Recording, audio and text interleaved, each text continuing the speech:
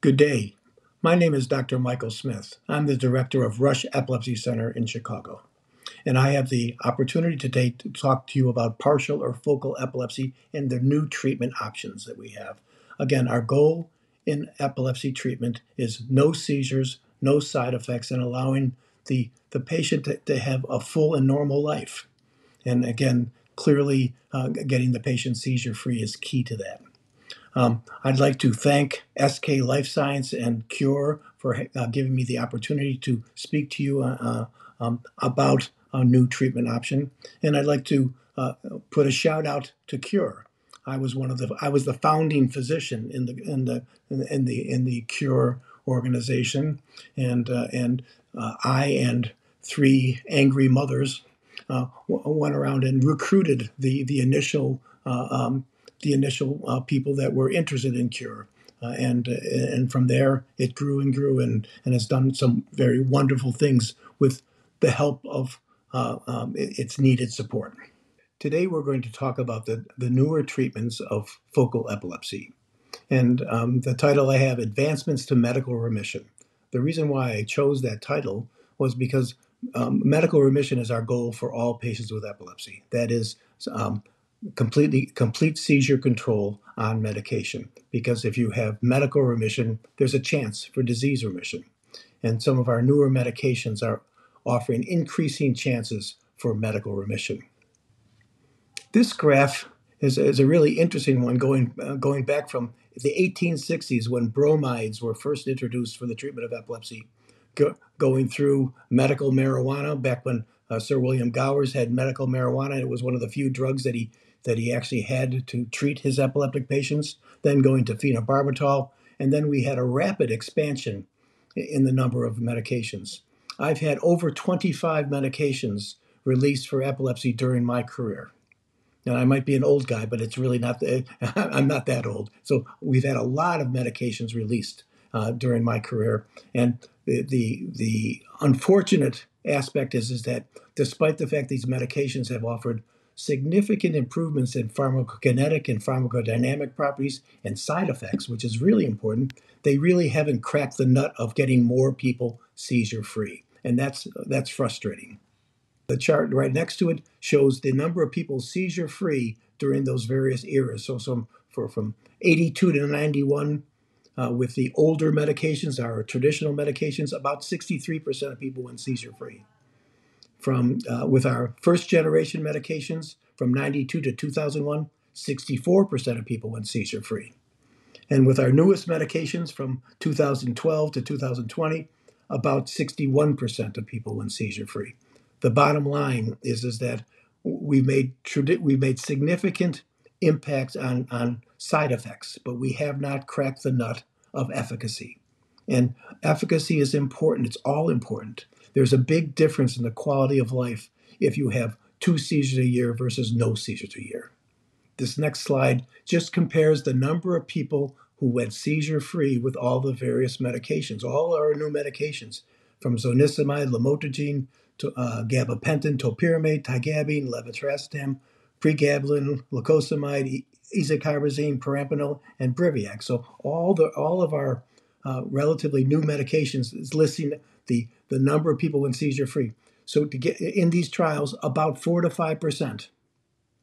The strongest group was about 4 to 5%. And again, levetiracetam, which was thought to be one of our stronger medications, it had about 4%, 4.4% seizure-free, and topiramate had about 5.2% seizure-free.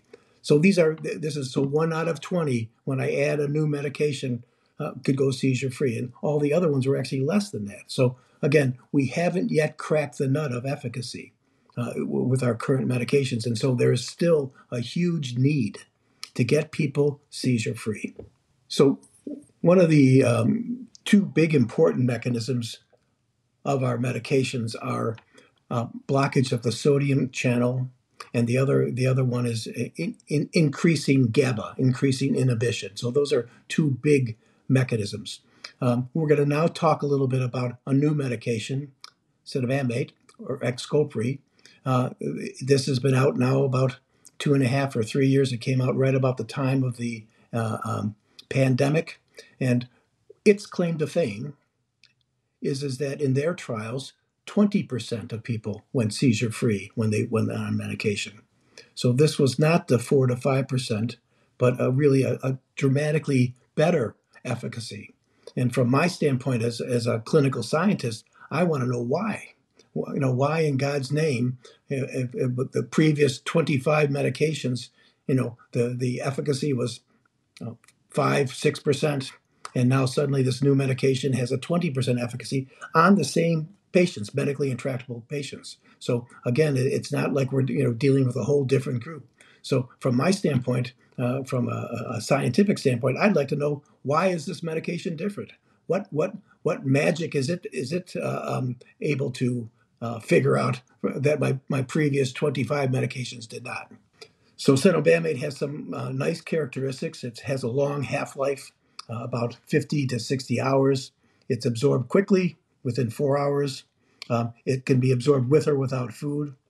And again, and it's protein binding. How much is on serum protein is about 60%. This is efficacy data, and I'd just like to review that with you.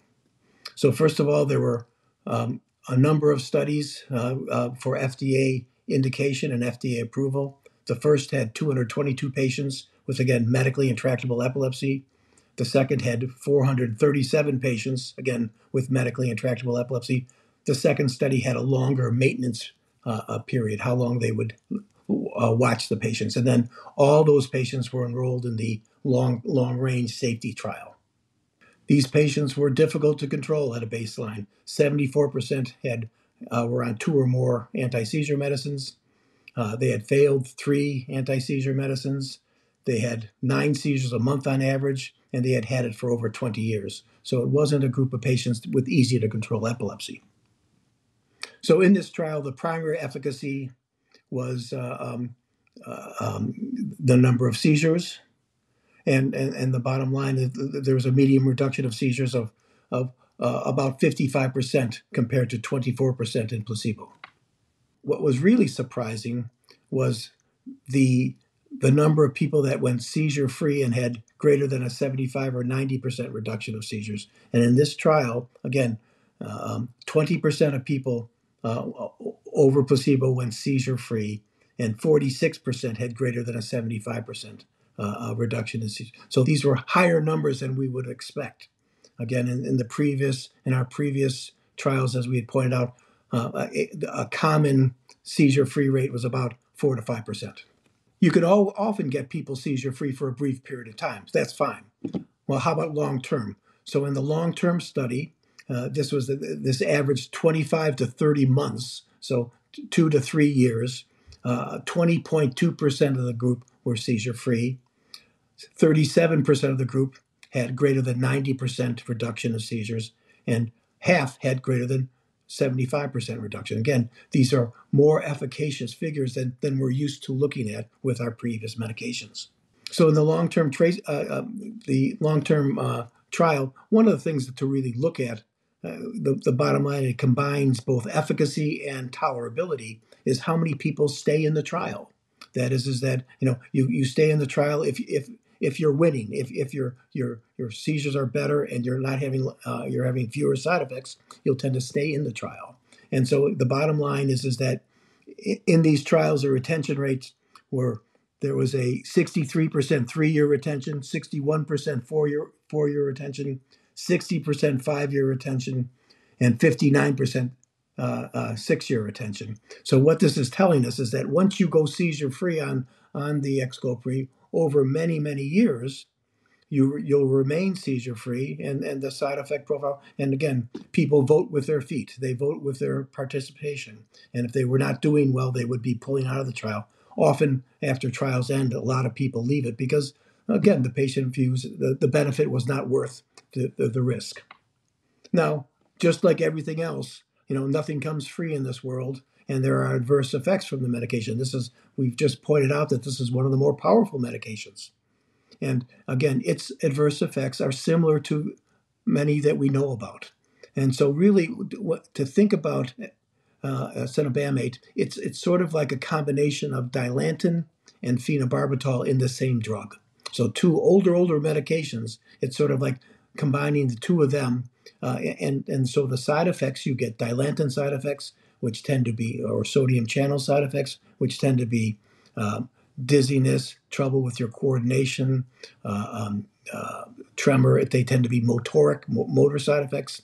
And you can get GABA side effects or sleepiness, such as that phenobarbital would give you. And so those are the two types of adverse effects that we get with cenobamate. And so the somnolence, again, on high dose, 37% had some somnolence, 30% had some dizziness, and the next highest was headache, and that was 11%. And so those were the major side effects. And what was discovered is once someone goes seizure-free on cenobamate, once you start to remove the concurrent medications, the patients tolerate the medication much better. So in other words, those side effects are additive. So when you remove the carbamazepine that they were taking with the cenobamate, then the dizziness goes away.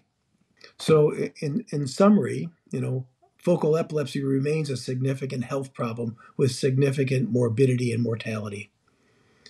Cenobamate is a new medication, and it's adding a significant medication to our armamentarium, demonstrating a significant higher efficacy. And from a scientific standpoint, it would be wonderful to find out why. How is this medicine better? And why is it better? And can we make more medicines like it to be better? And then finally, medical remission and seizure freedom should be our goal always. It's not often attainable, but it should always be our goal. And again, we have to continue to strive for it because the quality of life dramatically improves with medical remission and seizure freedom. Thank you very much for your kind attention. I have the pleasure now to introduce Sarah Carlson, my patient and now a friend. Sarah I've known for many years, and she will talk about her journey to get seizure-free. I am Sarah Carlson, epilepsy patient now for 14 years. I've been seizure-free for about 2.5.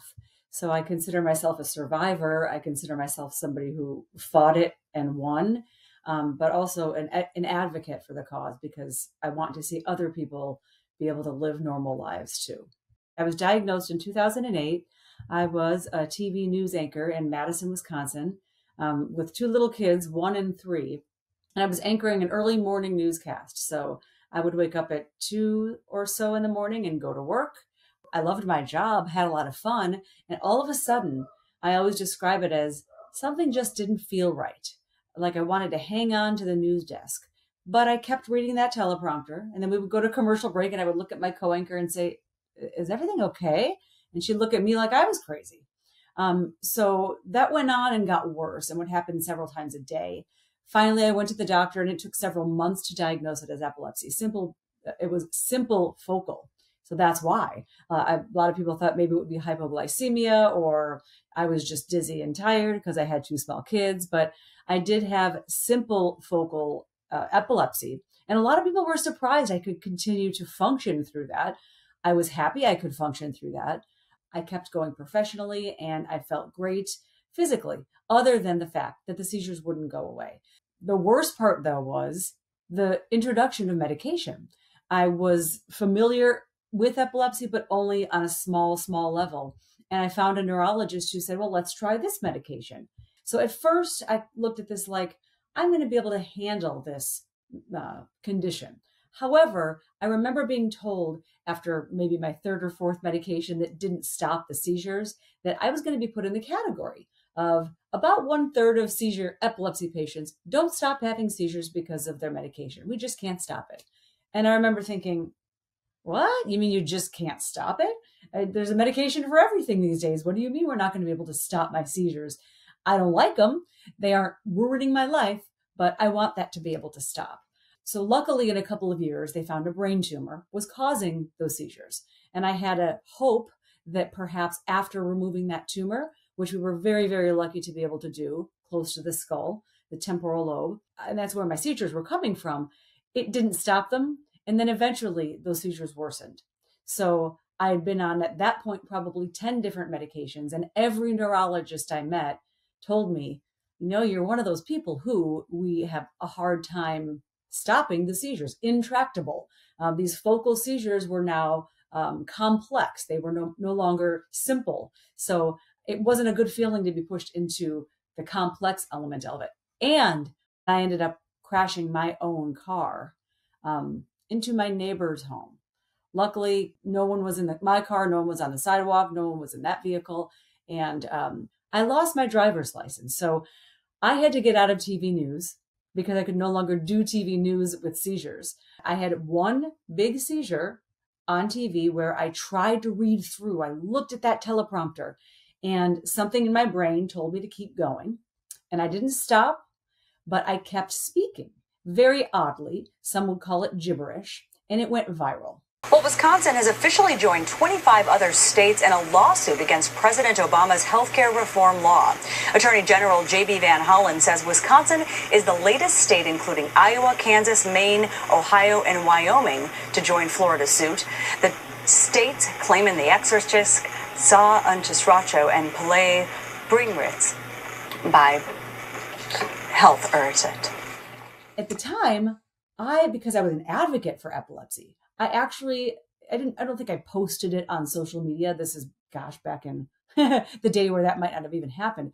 But people were sharing it on YouTube and saying bad things about me, calling it demonic, suggesting there was something wrong with me, suggesting that the government had control over everybody who was on TV, you name it. But a lot of really nasty stuff about me when I knew I had a condition and I knew darn well what had happened. That clip, I believe, is the reason I couldn't get an interview.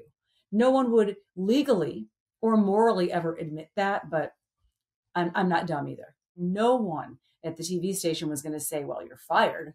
I'd been a veteran. I'd been doing it long enough, and it was only once.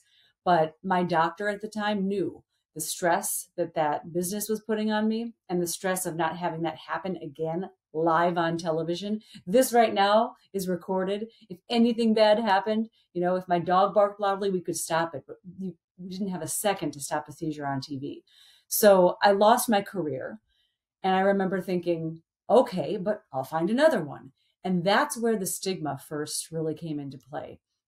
I don't know that I was aware of it at the time, but I'd been working in TV news for many, many years. Again, I was a bit of a veteran in Madison and began looking for communications jobs, public relations jobs. I'd actually done one before. So I thought this should be relatively easy. I didn't want to give up my career because of epilepsy, but I thought I don't have to give up work. I don't have to give up feeling respected. I didn't get a single interview. I met Dr. Smith in 2015, shortly after I crashed my car. I changed neurologists, and I liked his idea that we want to make this stop. And one day, I really will never forget it, he called, and we're in a pandemic, I believe. Everybody else was pretty darn miserable. And Dr. Smith called and said, Sarah, I've heard of a new medication doing very, very different things for people like you with focal seizures. Would you be willing to try? I don't know that he had to ask. I was pretty pumped about it, very excited. Hadn't had very much luck on the one I was on. So I went right into that. And I believe it was August of 2020.